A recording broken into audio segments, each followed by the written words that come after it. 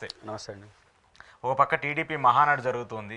చాలా ఉత్సాహంగా టీడీపీ నాయకులు కేడర్ అంతా కూడా మేము ఉప్పొంగిపోతున్నాం పొందిపోతున్నాం అని చెప్తూ ఉన్నారు. ఒక పక్క సీనియర్ నేతలందరూ కూడా ఆగ్రహం వ్యక్తం చేస్తున్నారు. జేసీ లాంటి ఆయన అయితే ఆయన డైరెక్ట్గా ఉన్నది ఏదైనా సరే మొహం మీద చెప్పేసే పరిస్థితుంది. ఆయన అయితే ఇక మా పార్టీ అధికారంలోకి రాదు, ఇప్పుడున్న పరిస్థితి ఏడాదిలోనే తీవ్రంగా వ్యతిరేకత వచ్చిందనేటువంటి కొన్ని మాటలు మాట్లాడుతున్నారు. ఏం చెప్తారు ఇవి చూసినప్పుడు? మొట్టమొదటి అంశం మహానాడు ఖచ్చితంగా ఆ పార్టీకి స్పిరిట్ ఇస్తుంది. ఎందుకంటే ఎన్ని విమర్శలు ఉన్నా మహానాడు అనేది అందరూ పార్టీ యంత్రాంగంతో కూర్చోడం ఒక జోస్ని ఇస్తుంది.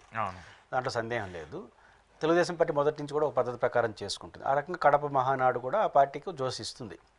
దాంట్లో సందేహం లేదు. కాకపోతే వర్తమానంగా తెలుగుదేశం ఎదుర్కొంటున్న సమస్య ఏంటంటే పవర్లో ఉన్నారు కాబట్టి పవర్ నిలబెట్టుకోవాలి. ఈరోజు హోంమంత్రి అనిత గారు కూడా వచ్చే ఎన్నికల్లో కూడా గెలుపు కోసం ఇప్పటి నుంచే మనం ప్రయత్నించాలి అనే మాట అన్నారు. కాబట్టి అలా వైపుగా మహానాడు వెళ్తుందా లేదా అంటే మహానాడులో జరిగే తీర్మానాలు, మహానాడులో జరిగే మాటలు, మహానాడులో టాప్ లీడర్ చేసే కంక్లూడింగ్ వ్యాఖ్యలు అనేది పరిపాలన మీద రిఫ్లెక్ట్ అవుతుంది. ఎందుకంటే పవర్లో ఉన్నారు కాబట్టి. అందుకని ప్రభాకర్ రెడ్డి గారు లాంటి వాళ్ళు కొన్ని భిన్నమైన కామెంట్లు చేశారు. మొట్టమొదటిగా ప్రభాకర్ రెడ్డి గారు చూడడానికి కానీ చెప్పే మాటలు కొంచెం హారిబుల్గా కనిపిస్తాయి, వ్యవహార శైలి, హావభావాలన్నీ. బట్ ఆయన ప్రజల మనిషి. ఈ రాష్ట్రం అంతా ఏకపక్షంగా వైసీపీ మున్సిపాలిటీ గెలిస్తే బహుశా ఆయన ఒకటే చైర్మన్గా గెలవగలిగినాడు. అంటే దాని అర్థం ఆయనకు ఆ మేరకు ప్రజల్లో పట్టుంది. రాష్ట్రంలో మనం ఆయన చూసినా, ఆయన మాటలు చూసినా, లేదా పెద్దారెడ్డి గారిని చూసినా ఇంకా ఆ మున్సిపాలిటీ ఎట్టుంటుందో ఊహించుకోవచ్చు అన్నట్టుగా ఉంటుంది. కానీ రాష్ట్రంలో హైదరాబాద్ తర్వాత, హైదరాబాద్ని పక్కన పెట్టేస్తాం, ఈ రాష్ట్రంలో ఏ మున్సిపాలిటీ లేనంత అందంగా తాడిపత్రి మున్సిపాలిటీ ఉంటుంది. మీకు ఆఫీసులు అన్నీ బాగా చేశాడు, క్లీన్ అండ్ గ్రీన్ కానీ ఎఫెక్టివ్గా చేశాడు. కాబట్టి ఆయన అడ్మినిస్ట్రేషన్ బాగుంది, మున్సిపాలిటీ బాగుంది, ఫిక్స్డ్ డిపాజిట్లు మున్సిపాలిటీలో. కాబట్టి ఆయన ప్రజల్లో పల్స్ బాగా తెలిసిన నాయకుడు. కాబట్టి ఆయన నుంచి ఒక వ్యాఖ్య వస్తూ ఉందంటే కోపంతోనా చేసి ఉండాలి, రియాలిటీ అయినా అది ఉండాలి. కోపం ఆయనకు ఉంది. ఆయన అనుకున్నట్టు ప్రభుత్వం పార్టీ నడవట్లేదనో, ఆయన మాటకు ప్రాధాన్యత తేడా ఉంటుంది. బట్ ఆయన ప్రజల్లో కూడా కొంత తేడా ఉందనేది ముందే చెప్తుంటాడు. ఆయన ముందుగానే హెచ్చరిస్తూ ఉంటాడు. ఇక్కడ ఆయన ప్రజల నాయకుడు కదా, అందరూ ప్రజల నాయకులే. బట్ ఈయన ఎక్కువ ప్రజలతో ఉంటాడు. ఆయనకి వ్యాపారాలు ఏదైనా ఉన్న కొడుకులు చూసుకుంటారని ఎప్పుడు 24 గంటల తాడిపత్రి మున్సిపాలిటీ చుట్టూ తిరుగుతూ ఉంటాడు. కాబట్టి ఆయనకి ప్రజలతో యాక్సెస్ ఉంది. యాక్సెస్ ఉన్నవాడికి ప్రజలు పల్స్ కూడా తొందరగా గుర్తుపడతారు. రెండోది ప్రభాకర్ రెడ్డికి భయం పడే మనస్తత్వం కాదు, బోలాగా మాట్లాడేస్తుంటాడు. అందువల్ల ప్రభాకర్ రెడ్డి గారి మాటల్లో అసంతృప్తిని ఎంత చూడొచ్చో రియాలిటీ కూడా చూడాలి. కాబట్టి ఖచ్చితంగా ప్రభాకర్ రెడ్డి గారు చెప్పిన దాంట్లో ఒక పాయింట్ ఏంది, ఈ యాటిట్యూడ్ మారాలన్నాడు. ఖచ్చితంగా కదా. ఇప్పుడు నగరపాలక సంస్థల్లో వచ్చే సంవత్సరం ఎన్నికలు జరగాలి మామూలుగా అయితే. వైసీపీ మీద ఉన్న వ్యతిరేకత ఏంటి? 2 వ్యతిరేకతలు. ఒకటి సార్వజనికంగా ప్రభుత్వం మీద ఉన్న వ్యతిరేకత ఏంటంటే వీళ్ళు మొత్తం అప్పులు చేశారు, మొత్తం పనిచేసినారు, డెవలప్మెంట్ లేదు, ఏమీ జరగలేదు, బిహేవియర్, ఇవన్నీ వైసీపీ మీద కోపము. రెండోది ఎలక్షన్లో కూడా ఈ మాల్ ప్రాక్టీస్ పేరుతో, ఇనానమస్ పేరుతో దౌర్జన్యం చేసినారు అనేది రెండో విమర్శ.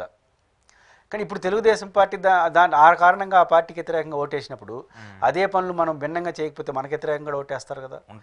ఇప్పుడు ఆ పలుసు ఆయనకి ఇంకా బాగా తెలుసు. ఎందుకంటే ఒకే ఒక సీటు ఓటు తేడాతో ఆయన ఎమ్మెల్సీ మున్సిపల్ చైర్మన్ అయినా. ఆ రోజు జగన్ అనుకుంటే ఒకరిని లాగడం పెద్ద సమస్య, ఒకరిని లాగేస్తుంటే అయిపోయింటుంది, అధికారంలో ఉంటుంది పెద్ద సమస్య అంతే కదా. కానీ చేసిన దానివల్ల ఆయన గెలిచాడు అక్కడ, రాష్ట్రంలో ఆ విషయంలో మంచి పేరు వచ్చింది.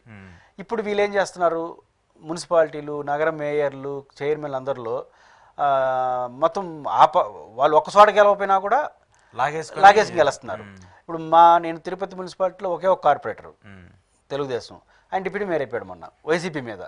అంటే ఎవరు వేస్తే ఓట్లు వైసీపీ వాళ్ళు వేస్తేనే, ఎక్కడ డిసిప్లిన్ యాక్షన్ లేదు. కానీ ఇవన్నీ చూసినప్పుడు వాళ్ళు ఏ తప్పులు చేశారో ఆ తప్పులు చెప్పారు, దానికన్నా ఘోరమైన తప్పులు మనం చేస్తే, ఇప్పుడు వైసీపీ వాళ్ళు దౌర్జన్యం చేసిన విమర్శ, వీళ్ళేం చేస్తున్నారు, వైసీపీ వాడిని పిలుచుకొచ్చి వైసీపీ వాడిని ఈ పార్టీ తరఫున చైర్మన్ చేసేస్తున్నారు. ఎట్లా అందులో 10 నెలల కాలానికి. ఈ పరిస్థితుల్లో అదే పని మన ప్రజలు మనం వ్యతిరేకించరా అనేది కీలకంగా అనిపిస్తుంది.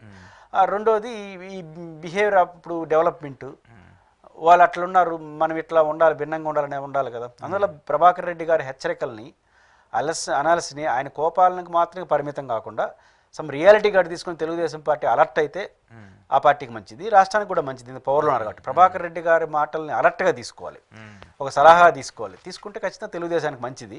తీసుకోకపోతే ఖచ్చితంగా ప్రభాకర్ రెడ్డి గారు ఎవరినైతే విమర్శలు చేస్తున్నారో అందరూ ఓడిపోతుంటారు మామూలుగా. జగన్ గారి పైన కూడా చాలా తీవ్ర, నీ తప్పు చేస్తున్నావు, చెడ్డ పేరు వస్తున్నాడు, ఆ ఫలితం వచ్చింది కదా.